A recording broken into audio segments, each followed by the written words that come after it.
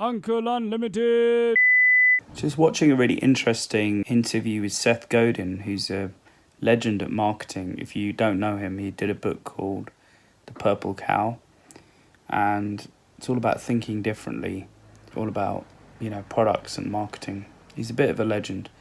And did an interview with Duff the Psych about a year ago, and they're talking about how they did a survey with the people of the UK, and including senior citizens, and a lot of them reckoned that if they trained hard for 4 years, that they would win in the Olympics. And Seth said that's absolutely nuts. And then his whole point around it was, a lot of people play games when they know they're not going to win. So if you want to play a game to win, play a game that you have a good chance of winning at. So that really stuck with me, because I've always tried to do YouTube in the past, and I've tried to do online businesses in the past, and I've always tried to do it in a way that everyone else is telling you how to do it. And even now with YouTube, you get daily people, same old channels telling you, this is what you need to do. Oh, the algorithm's changed. This is now what you need to do. Now, if you're playing the game for the enjoyment of the game, fair enough. But if you're playing to win, that most of us are in life and business, then you should try and do something that you're good at, that you have a good chance of winning at. And it goes back to my previous video where I talked about sunk cost fallacy, where you may be in a career where you've invested in, say you have student debt, and it's sunk costs. So you think, because I did all that, I have to stay in my career, even though the career may be making you unhappy, maybe making you ill. Think about, that's a gift from your former self, and you can now generate something new with your life. Yeah. And it's like the middle class keeping up with the Joneses, the status quo currently in the cost of living crisis that we're facing. They took too long to realise that they're basically spending too much. Everything's gone up too much. They're not really managing their finances properly. It's a really, really good point. Now you could liken it to your life, your career, startups you're trying to build. Go and play a game that you have more chance of winning. And it's also a bit like the issue at the moment where a lot of influencers have millions of followers, but they're broke, and they're still trying to keep up with the fantasy that they have lots of money and they spend more than they have. And a lot of people who follow them try and keep up with them. I bought this new fancy bag this year. People watch them and they want to go and do the same. And you just end up in this trap, an unsustainable life. So go and do something that you can win. Live a life you can do well at. And check out the video with Seth Godin's interview. It's about a year ago, and it's called Seth Godin Gets Personal About Strategy. He's got lots of videos actually. If you look at him, he's actually quite an interesting person. He's got yellow glasses and he's a little bald guy. It's kind of interesting look himself. He's looks like an avatar. Deliberate or not, I'm not sure, probably is. Really intelligent guy, very intuitive. Always have something to get out of his work. Seth also talks about going out and making a difference to others rather than selling to people. I think it's really important to help support people for no reason. And that's why I'm going to help my friend. He needs me to help him with some bags and he's hurt his back, so I'm going to go and help him out, my neighbour. You videoing us? Once upon a time, Dave and his mate set out to build something real. They threw a massive block of raw clay onto the wheel and started shaping it. But halfway through, the wheel wobbled, the clay buckled, and the whole thing collapsed into a messy grey lump on the floor. Dave panicked. That's it, we failed. We'll never be real potters, like Harry. His mate just walked over, looked down calmly, and scratched his head. He scraped the lump off the floor, slapped it back on the wheel, and poured a cup of water over it. What are you doing? Dave asked. It's just clay, Dave, his mate said. As long as it's wet, it's not a failure. It's only a failure if you quit and let it harden into regret. Just then a bloke in a corporate suit walked past, pointed at their messy hands and scoffed. The factory sells thousands of identical plastic moulds. Just conform like everyone else. They told the suit to go away. And because they refused to conform, that weird, imperfect, handcrafted character turned out to be a one-of-a-kind masterpiece, and an art collector bought it at auction for $1 zillion. Meanwhile, the corporate guy was down the road, still trying to sell his basic items, which looked like everyone else's items, and kept discounting, but no one would buy. Failure is just like wet clay. Keep proper friends around you. Don't conform to a plastic factory, and keep the wheels spinning until you've made your masterpiece.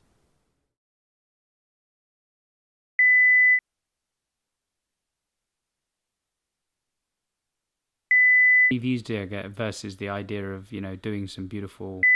This is my third attempt at this video. I'm putting on a better mic. I just wanted to try and have better sound. And basically, the first time I did 10 minutes of this chat to camera, I realized I didn't have sound on. And the second time I did it, I realized I hadn't actually switched the camera on. When I did turn it on, I thought it's just stopped recording for some reason. I only had like 1 minute of the end. Third time lucky, I wanted to just talk about this video I came across about creativity. Why creative people often struggle with happiness in the world. And it's a video, it was made about a year ago by Fuzz Culture. So go and check out that video. The video examines systemic psychological reasons why highly creative, highly sensitive individuals often struggle with finding happiness in the world, especially in this current age where we have a world where increasingly suppresses originality.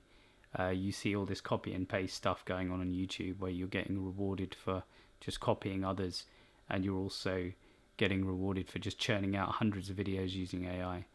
Lack of originality, lack of depth, etc. And as you see AI models are trained in what's already there, is it an ever-decreasing circle of creativity, and is it a rush to the bottom? Van Gogh, although being one of the most famous painters of all time, and his paintings are now going for millions, when he was alive, he only literally sold one. He was deeply depressed. He was in an asylum at one point, and he died in poverty, I think. And it was only his sister-in-law after his death who collected all of his paintings, really understood his talent, and all the letters that he sent, I think, to his brother over time. She gathered all of them, I believe, and then she published them, and she also invited people into her house to look at the paintings, to buy them. And if it wasn't for her, Van Gogh would have never probably even been recognized. And then you've got the struggles of other amazing artists such as Beethoven, who struggled in his life as well. He was deaf, and he made some of the greatest music of all time. And I think it's really interesting. And if you go back, I mean, even my life when I was younger, even though I was the lead actor in my school plays, I used to sing, jump around, dance and act. I was not really that recognized and supported. And I used to read a lot of storybooks and history books. I used to write my own books from the age of 5, but I was also like the lead, the best sort of maths whiz in my school, because my mother used to teach me maths when I was younger, me and another guy, Edward. And basically they used to send us to special college, so we actually were pulled out of games and we went to special college, me and him, which is kind of lonely, to play hexagonal chess and things like that, because they felt that would expand our minds more. And they didn't really push our creative side. He wasn't that creative, but I was. So it's kind of like ignore the creative side and just push us into the math side. And this guy talks about it as well. He talks about the educational system and how they're often criticized for labeling and boxing children who are creative instead of nurturing that creativity. And often you hear stories about Hollywood actors who never really made it in school, and they kind of just accidentally joined the drama class, and then suddenly they loved drama, and they were in there, and they obviously made success of their careers, and now they're like being paid 20 million a year for a movie, which is defined as success, and other people look up to them, and there's celebrities and all that. So the educational system is often criticized for that, and they do focus a lot on the mathematics side of things and ignoring the creative side. We even had a prime minister recently saying you should push everyone to do maths and not creative stuff, even though you can see the woes of the society focused on in UK, focused too much on the banking system, rewarding the bankers, who then had the financial crisis, who then gambled too much with the world, and the whole world's systems came crashing down. And at the same time, we then had a creative industry that celebrated, and in the UK actually overtook the financial sector in the UK for a while in terms of generating revenue and jobs. So, but do they get supported? Try and get funding in the film industry. for the last 10 to 20 years. It's pretty much not focusing on commercial sort of filmmaking. It's focused more on sort of art stuff that so abstract sometimes. They'll support very small, minuscule of people, the BFI, and then once you get funded, they'll fund only stuff that will not get made normally because no one would want to fund it. So then these filmmakers go out, they get distribution, they get put in festivals, they get put in the spotlight, and then they go out into the commercial corporate world of film because it's very much a business, the commercial world of filmmaking. And they'll go out there and they'll try to make the second film, and everyone's like, well, your stuff is too abstract. So it doesn't really make sense to me, but it's all public funded national lottery money, but that's probably for another video. I've never had funding for films. I've never had support in my life for anything I'm doing. I do a lot of art house stuff. My stuff's more likening to, you could liken it to French, sort of European cinema. But, never had anyone that interested. So the other thing is, the problem with these children who then go into, I went into finance world, and although I was still doing creative stuff on the side, you have a significant drop in your creative expression. All my imagination to this day, I've only just started working on a kind of young adult fictional film, book. Although I've done a few screenplays, writing my novels that I started at the age of 5, I've only just got back to it now, and I'm really struggling with it. He talks about highly sensitive people. We're described as having more sensory and emotional data when we absorb interactions and our perception of the world. And if you look at me, when I go out, I'm completely exhausted the next day because I'm always interacting with people, and I'm sort of, people love me coming out. I'm the life of the group, and then in the morning I'm completely exhausted sometimes, and it's because of all the high processing, the support we give others, understanding of others, the deep connection we form with others, even new people, the processing of sensory emotional data, which helps facilitate our deep understanding of art, but it also leads to the side effect of exhaustion if you're not supported properly, or you don't support yourself properly, and mental health struggles. This whole long modern adult societal focus on commoditizing creativity, the AI mechanisms that you can churn out 1,000 videos in the touch of a button, and it just leads to an ever decreasing creative loop, forcing artists to focus on productivity metrics. Artists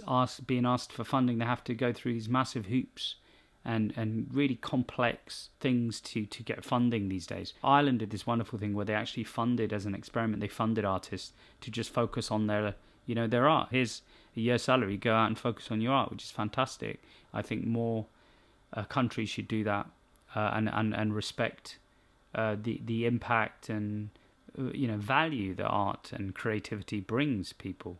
Focusing artists to prioritize too much on algorithms, productivity and metrics, it often leads to burnout and the feeling of, are we just going to be replaced by machines who will generate all of this, and middlemen, and the artists will be forgotten. Creative individuals are often overlooked, but I would encourage creative people to see and view their sensitivity and their vulnerability and their empathy, and use that as a powerful gift, and understand it's a powerful gift. It's a power, it's not a failing. And I think that power enables them to translate the world, to interpret the world and translate it through their art, to give it meaning through their artwork as a form, a medium. That is powerful. It's not a flaw. Even though we're in this increasing culture of distraction over depth, I think it's really important to not conform and to follow your heart and follow your art. You see my videos, I'm not doing like a 15-minute edits in the beginning of my videos because I just don't feel that serves me. That's not who I am. Having moments of silence is not viewed as a thing in video, but I'm happy to do it. And that's my place of comfort in an ever increasing world of noise. Stop the World is all about stopping the world and listening to yourself and breathing and discovering music and imagery and pausing to reflect and re-energize yourself. Third Time Lucky is actually recording. I think it's recording on the screen. I just hope I'm capturing the sound properly for this segment. Let's do some breathing.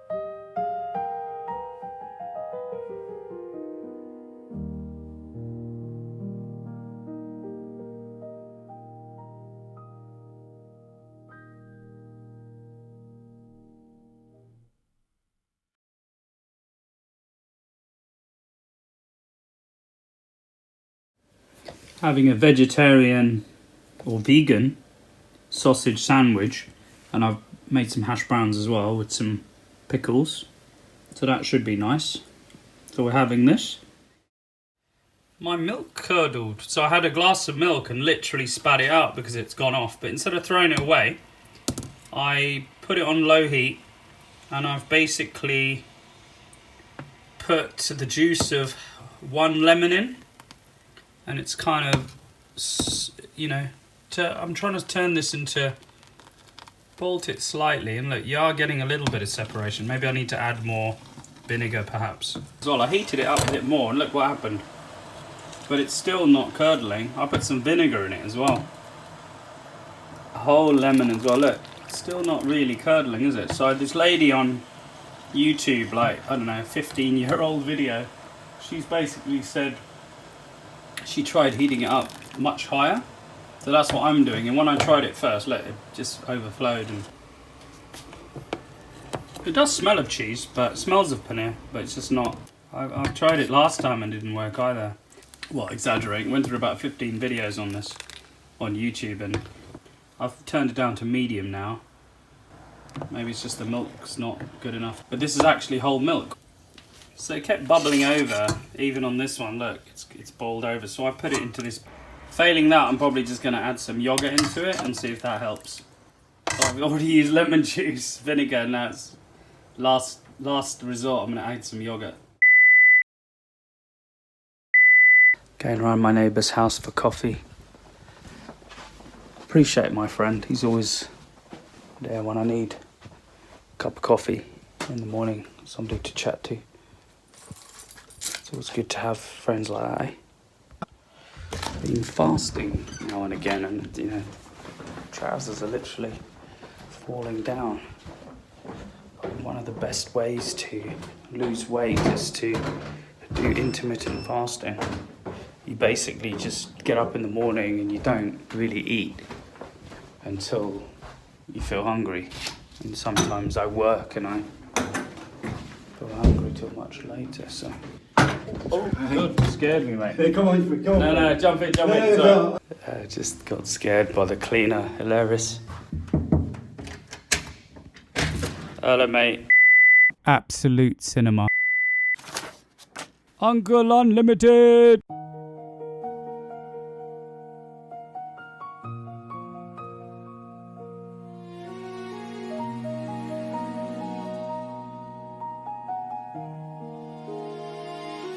I'm watching you in golden light, your shadow stretching into mine. Summer falling from your eyes, like we're running out of time.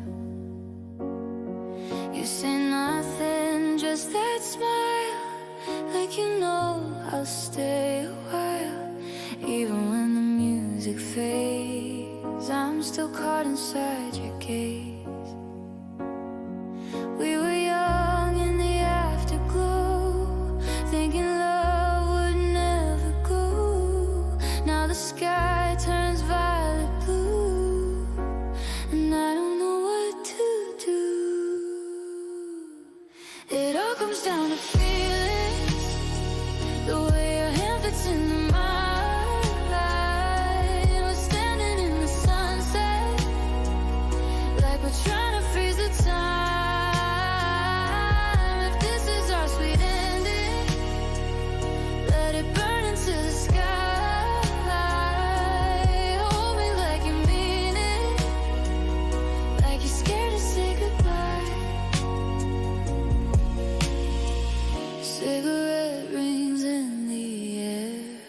Salt and wind in your hair, you say we'll be fine somehow, but I need you right now.